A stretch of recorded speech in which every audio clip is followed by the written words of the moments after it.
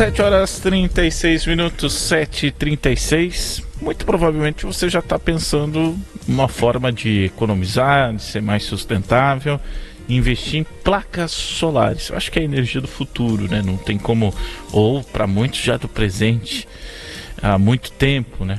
Porque é uma forma da gente conseguir atingir nossos objetivos, né? A gente tem aqui mais de 300 produtores de aves em São Miguel do Iguaçu, né? Mais 300 aviários que tem uma demanda gigantesca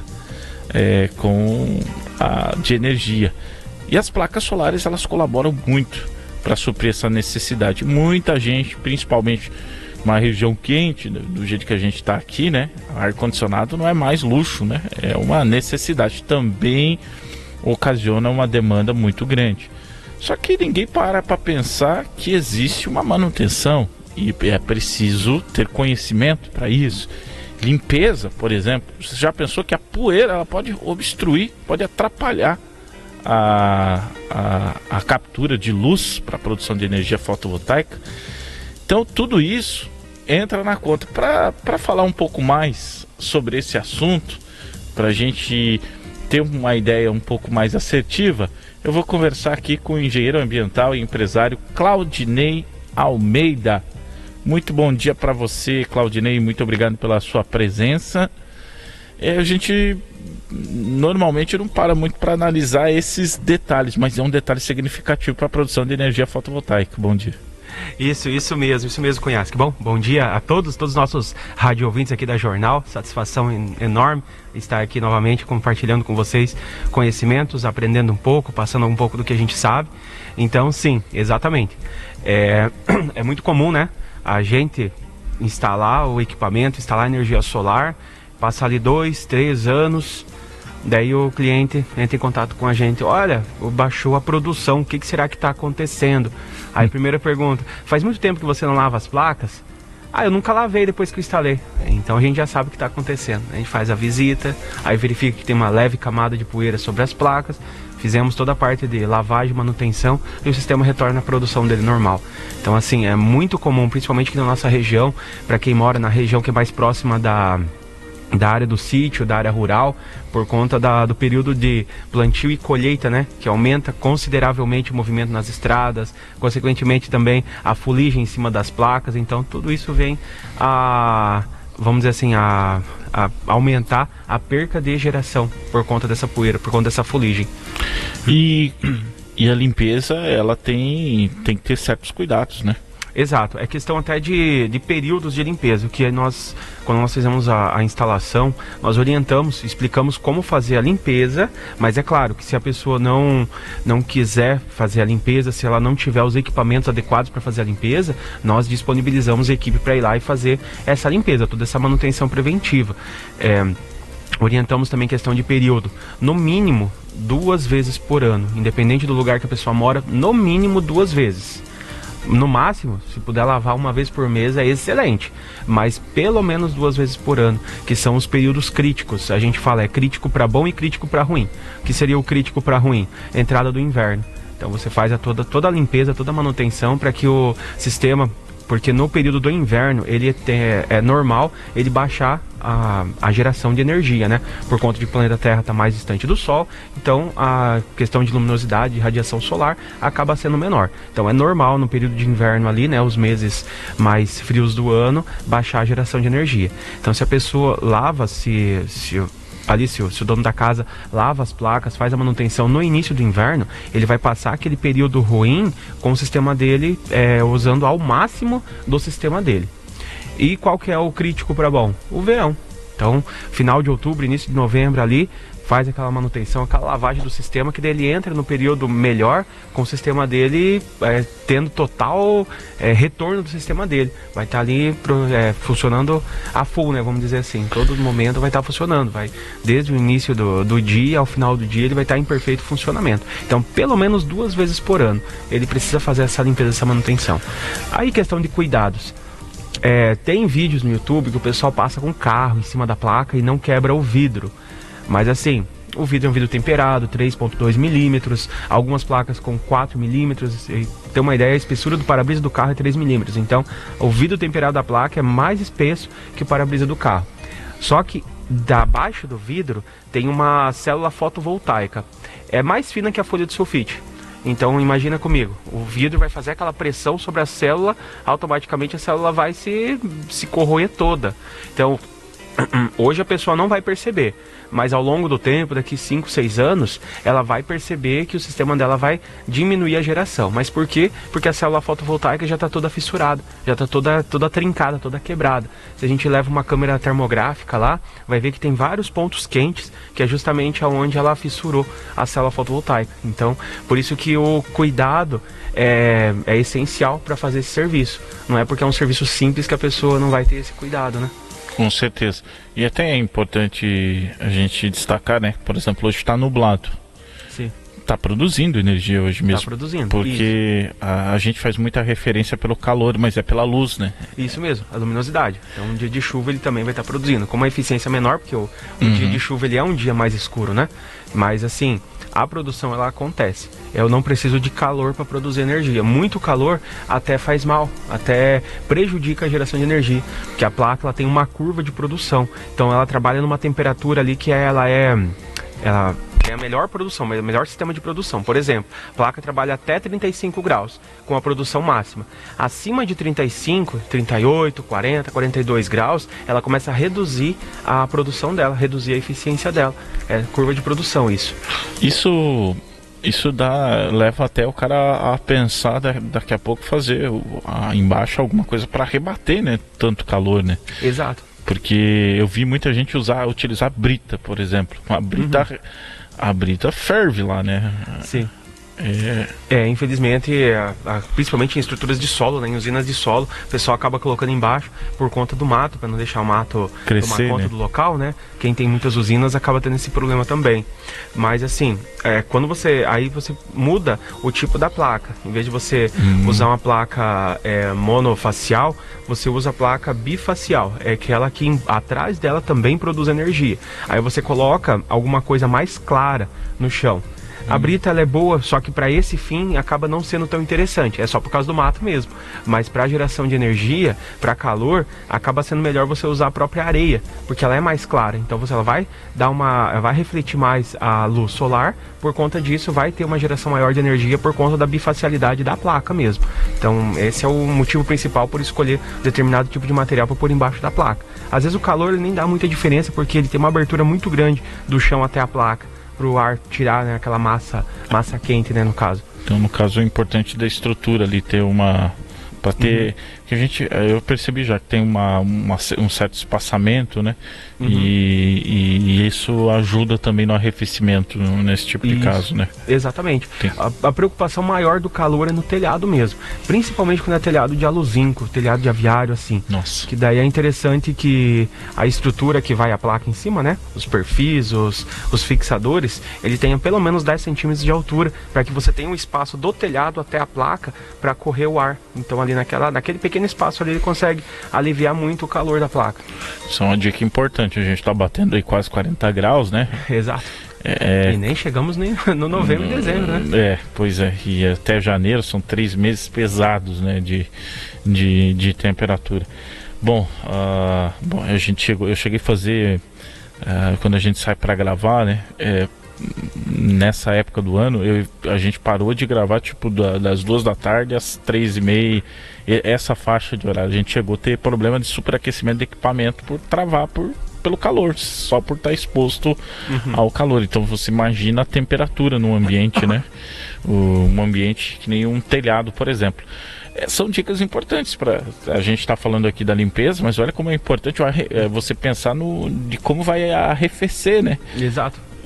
Você comentou aí dos equipamentos. Nós também, quando fizemos a instalação em aviários, principalmente por conta do telhado de aluzinco, começa-se bem mais cedo, vai até umas 9h30, 10 horas, retorna na metade da tarde em diante, ali por volta das 4 horas da tarde, e vai até a noite. Aí colocamos uma na parte de iluminação por cima para poder continuar o serviço, justamente por conta do calor. E ainda mais em cima do aluzinco, né? Que uma chapa metálica ali que 10 minutos de sol você já não consegue nem encostar nele direito, tão quente que tá.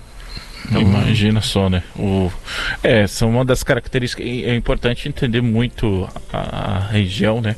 Que são uma das características aqui da nossa região. Eu vou. Tem uma coisa assim que chama atenção. A gente é a placa fotovoltaica, né, gera energia, só que a gente nunca para pensar se é possível tomar choque, né, e se há o risco, principalmente quando você vai limpar. Você vai usar. E o que pode usar na limpeza? Eu posso usar água, por exemplo? Sim. Água e que tipo de produto? Sabão, detergente, o que pode afetar, o que pode ser perigoso. Daqui a pouco baixa lá a limpeza, o cara quer fazer uma limpeza mais pesada e daqui a pouco bota aí a velha e boa que boa, né? Vai colocando coisas, sei lá, né? De repente o cara vai para um intuitivo e acaba prejudicando, né? O que pode ser usado e quais cuidados, principalmente se tem um risco de tomar um choque. Sim. Primeiro vamos partir do princípio de pegar uma empresa para fazer o serviço, já, vamos dizer, no início já de instalação, uma empresa capacitada, uma empresa habilitada ali, que tem os técnicos que seguem as normas, porque daí você sabe que eles não vão estar utilizando a fiação crua, que eles sempre vão estar utilizando eletrodutos para passar essa fiação, ou seja, você não vai correr o risco de ter um fio exposto encostando na placa para dar choque, porque daí pode acontecer. Por exemplo, um telhado gigante, foi colocado muitas placas e não pensou-se em qual que vai ser a proteção do cabeamento. Aí deixou o cabeamento exposto em cima do telhado. Sol, chuva, vento, aquele cabo vai ficar batendo em alguma chapa metálica, hora ou outra ele vai descascar e vai encostar ali na placa. Aí sim, aí você pode tomar um choque se isso acontecer. Mas daí se é utilizado o jeito certo, fazer todas as proteções, passar esse cabeamento dentro de eletrodutos, aí não corre esse risco. Para você lavar o sistema, você não precisa desligar o sistema. O que você precisa se atentar? Sempre utilizar o início do dia ou o final do dia, que é quando o sol não está tão latente, ou seja, você não vai ter perca de energia, e é quando você tem orvalho na placa, que isso ajuda a soltar a sujeira da placa, aquela sujeira fica mais impregnada na placa. Vamos dizer assim, a placa ela é autolimpante já pela inclinação que ela está no telhado, então a água da chuva já vai lavar. Só que é a mesma situação numa janela de vidro da nossa casa. Você pode jogar água, ela vai tirar poeira, mas aquela poeirinha mais fininha vai ficar grudada, então você tem que ir lá esfregar. Mesma coisa é a placa. Você vai jogar água da chuva, por exemplo, ela vai tirar poeira maior, mas a sujeirinha fininha vai ficar impregnada na placa, principalmente nas bordas. Aí sim, você entra com o equipamento, com o produto. Qual que é o produto? Detergente neutro. Então você joga água, você joga o detergente neutro, passa o rodo de espuma, sempre, vamos dizer assim, o lado amarelo da esponja, né? Nunca o lado verde para não riscar, né? Não riscar o vidro. Então sempre passa aquela esponja mais macia na placa, já com o detergente neutro ele vai soltar toda aquela sujeira. Aí joga água de novo, pronto, tua placa tá limpa. Esse é o essencial. Aí quando a gente parte para equipamentos, para sistemas maiores, aí nós temos os equipamentos. Aí tem o rodo, que ele já sai água nas cerdas, facilita a limpeza. Temos uma máquina que ela tem um braço ali de 4, 5 metros para você poder levar ela até os cantos, que ela é de rodízio, né? Então ela vai girando, vai lá limpando toda a placa, e daí ali já na máquina já sai água, já sai o detergente, faz a limpeza total, que daí é para sistemas maiores também. Daí ela é elétrica e tudo mais, então precisa para fazer isso. Mas em casa mesmo, você usando detergente neutro e um rodo de espuma, já resolve o teu problema. Mangueira de jardim, nunca pressão de VAP, sempre pressão da mangueira de jardim mesmo, para não ter qualquer tipo de problema. E você só vai lavar a superfície da placa. Então lavou o vidro ali da placa, tá excelente. Esse é o essencial pro sistema. O cunhasque da vida vai limpar lá e fala: ó, Claudinho, tá soltando aqui a placa, hein? O que tá acontecendo? O cara tá usando uma VAP, né? Tipo isso. Produto inadequado para. É justamente por causa da força da VAP, por conta do cabeamento da placa, né? Então se você usa a VAP é mais complicado. E é claro, se você pega, por exemplo, você contrata a empresa para fazer o serviço, a Biosolares nunca vai ir lá só para lavar a placa. A gente sempre faz a manutenção preventiva completa. O que é? Reaperto de todos os parafusos das placas. Por quê? Imagina que a placa ela fica exposta no telhado ali 365 dias por ano. Você vai ter todas as intempéries. Sol, chuva, vento, em alguns anos granizo, em outros anos temporal. Então o metal ele sempre vai estar trabalhando. consequentemente ele vai estar soltando. Então, pelo menos ali uma vez por ano, vai lá e reaperta os parafusos, para não acontecer de qualquer evento que dá a placa sair voando também. Então, para isso serve a manutenção preventiva também. E placas solares, elas resistem bem a essas intempéries, granizo, vento, que a gente sofreu aqui em São Miguel do Iguaçu? Sim, isso varia muito da estrutura, porque a placa por si só, imagina que ela é plana, tem em torno de 2,5 metros quadrado, né? Uhum. Aí a carga de vento que vai sobre ela é gigantesca. No telhado nem tanto, porque ela sempre está próximo do telhado, mas numa estrutura de solo que ela tem um ângulo de abertura atrás dela que é muito grande, então a força de vento é muito grande. Por isso que vale a pena você investir numa estrutura que seja de qualidade, uma estrutura boa, uma estrutura firme, que aguenta realmente esse vento. Questão de granizo. Já, vamos dizer assim, meteorologicamente, o temporal ele sempre vem da região sul. A placa ela sempre está montada pro norte, principalmente em estruturas de solo. Então o granizo nunca vai pegar o vidro em cheio, ele sempre vai pegar o vidro de raspão. Essa é uma das, vamos dizer assim, dos pontos positivos do sistema.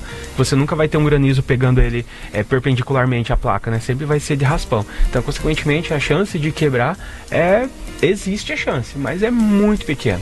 Eu, particularmente, em 10 anos trabalhando com energia solar, eu vi uma placa até hoje sendo quebrada por chuva de granizo. Então, é mínima a chance. Existe a possibilidade, com certeza, mas é mínima. É interessante, né, pra gente também entender, porque é um dos pontos, a gente está falando aqui de limpeza, que é a nossa pauta principal, mas estamos numa região onde que as intempéries climáticas elas estão cada vez mais presentes, né, e define o ritmo de tudo, né, e é interessante porque a tecnologia ela vai acompanhando isso também, né. Para finalizar, Claudir, a tecnologia das placas solares, elas estão evoluindo assim de forma assustadora, né? Porque você olha uma placa hoje, amanhã você já tem uma estrutura e produzindo muito mais energia, né? Isso mesmo, está sendo investido pesado, apesar de que na China tem muitas fábricas que estão falindo, que estão quebrando, né, por conta da quantidade de fábrica, de empresas que entrou no mercado, acaba acontecendo esse problema com algumas empresas, até vão abrir um aspas aqui, está chegando muito equipamento barato no Brasil por conta disso, que são das empresas que estão fechando lá na China, e eles têm que mandar o material para algum lugar, então estão mandando para todo o redor do mundo com um valor muito baixo. Então daí você fica pensando, tá, mas e depois se eu precisar de uma manutenção ou uma garantia, onde eu vou encontrar esse pessoal? É complicado essa questão, mas vamos lá. É a questão de, por exemplo, potência. 10 anos atrás, a minha primeira instalação foi em 2015 para 2016 aqui em São Miguel, e nós tínhamos placas de 260 watts. Primeira instalação, 260 watts. Hoje, nós temos placas de 750 watts. Então, você percebe que em uma década, assim, triplicou praticamente a potência das placas. Não só falando em potência, mas em questão de tecnologia. Antigamente, a placa ela era full cells, então a placa era uma só, do início ao final. Hoje você tem as placas que são half cells, que elas são subdivididas entre elas. Então, cada célula fotovoltaica, ela trabalha de maneira independente. Por exemplo, assim, num canto da placa, vamos dizer assim, antigamente, um canto da placa pegava a sombra, prejudicava a geração de toda a placa. Hoje, se um canto da placa pega a sombra, somente aquele pequeno espaço ali de 20 centímetros por 20 centímetros ali acaba sendo prejudicado. Todo o resto da placa funciona normalmente. Então essa tecnologia foi muito boa, porque às vezes aqui em São Miguel não seria tanto o caso, mas em outras cidades um pouco maiores, onde é uma cidade vertical, vamos dizer assim, é prédio do lado de prédio, ele tem muita questão de sombreamento. Então antigamente fazia sombreamento numa ponta da placa, né, por conta dos prédios da lateral, fazia sombreamento numa ponta da placa, toda ela ficava prejudicada, todo o kit prejudicado. Hoje se fez sombra numa ponta da placa, somente aquele pedaço que vai ficar prejudicado, o restante funciona normalmente. Aí você não tem esse problema com a sombra, com o sombreamento. Então a questão essa parte da tecnologia foi fundamental para a evolução do sistema, porque daí você foge daquela situação das sombras, né? E é o que a gente estava falando, né? Que mesmo nublado hoje a gente tem produção, né? Porque a luz é o mais importante, né? E nesse quesito, se você olhar numa produção, você pega e começa a fazer as contas, né? Num ano, né? O quanto que se aproveita de uma placa, né? Isso. Num detalhe assim, então... E a gente não tem para onde mais fugir, né? Se você pegar aí... A principal questão do mundo hoje, a gente fala de problemas climáticos, são originados pela necessidade energética. A gente tem problemas sérios por conta da produção de energia. A hora que a gente resolver essa questão da produção de energia, e vai ter que ser resolvida, a gente deve também colaborar nesse sentido para resolver as questões principalmente climáticas do planeta, né, em função da forma que a gente está conduzindo as coisas, né? Mas então eu vejo muito na energia fotovoltaica talvez a gente tendo essas ideias de conseguir aproveitar espaços que já existem para a produção de energia e outras formas que a tecnologia possa vir. Daqui a pouco a gente tem uma condição de, eu acho que o grande desafio é armazenar essa energia, né? Condicionar essa energia, que hoje a gente não tem como fazer isso, né? A gente joga para a rede, né? Isso, até tá chegando no Brasil a tecnologia das baterias, né? Então, assim, ainda é muito caro. Mas se você pensar, não na parte de baterias, mas sim no kit fotovoltaico em si, lá em 2016 para 2017 o payback era em torno de 8 anos. Então o que você gastava em 8 anos era o valor do teu kit fotovoltaico. Hoje está em torno de 1 ano e meio, 1 ano e 8 meses. O que você gasta em energia na sua casa em menos de 2 anos é o valor do teu kit fotovoltaico. Então você vê o quanto que isso melhorou ao longo do tempo. E mesma situação questão das baterias. Hoje está sendo muito caro você instalar o teu sistema com baterias. Teu sistema que é homologado e tudo mais, com baterias. Hoje está caro. Mas acredito eu que futuramente isso já vai ser comum para nós. Então assim, vai ser difícil você comprar um sistema que não tenha bateria, porque vai estar muito comum, vai estar muito simples. Essa tecnologia, ela já existe e está chegando aos poucos no Brasil por conta do valor, por conta do que ainda é muito caro, né? Mas a tendência é sempre baixar o preço. Claudinei, muito obrigado pela presença no Jornal da Manhã Entrevista. Acho que deu para aprender um pouquinho, né? Eu que agradeço. E assim, a gente, vamos dizer assim, a gente não sabe tudo, mas o que a gente não sabe a gente busca, né? Busca conhecimento. Então a gente está sempre à disposição ali para o que precisar, porque ajudar. Sempre deixo o meu WhatsApp à disposição ali. Tem muita gente que entra em contato para tirar dúvida, que já tem o sistema instalado, mas quer tirar dúvida. A gente vai conversando. Se a pessoa tem interesse em ampliar, em mudar o sistema, a gente faz uma visita técnica e verifica como que está a situação, se tem o que a gente pode fazer para melhorar, para ajudar e tudo mais. Até mesmo a questão da limpeza das placas, né? Muita gente não sabe como fazer ou não tem os equipamentos, que afinal é subir no telhado. Sabendo agora, precisa limpar? Detalhes, né? É isso aí, valeu, Claudinei, obrigado. Valeu, muito obrigado, gente. Obrigado a todos ali. E pensou em energia solar, pensou em biosolares. 7h58, a gente vai destacar agora o esporte rapidamente. Eu vou direto porque ontem tivemos Copa Libertadores da América. O Flamengo foi no Uruguai e prometeu, o time vai fazer gols lá. Não cumpriu a promessa, né? E o Flamengo se despediu da Copa Libertadores da América de forma melancólica. Olha, sim, o Flamengo tinha desfalques, mas que time é esse do Flamengo, né? Para cair pro Peñarol. O Peñarol cozinhou o jogo inteiro, o Flamengo até tentou, mas passou longe de marcar. Peñarol 0, Flamengo 0. Peñarol na semifinal da Libertadores da América vai enfrentar o Botafogo. Na outra semifinal teremos Atlético Mineiro e River Plate. Copa Sul-Americana, Fernando Diniz estreou com empate pela equipe do Cruzeiro. Caio Jorge fez 1-0. Roque Santa Cruz, que tem uns 50 anos de idade já,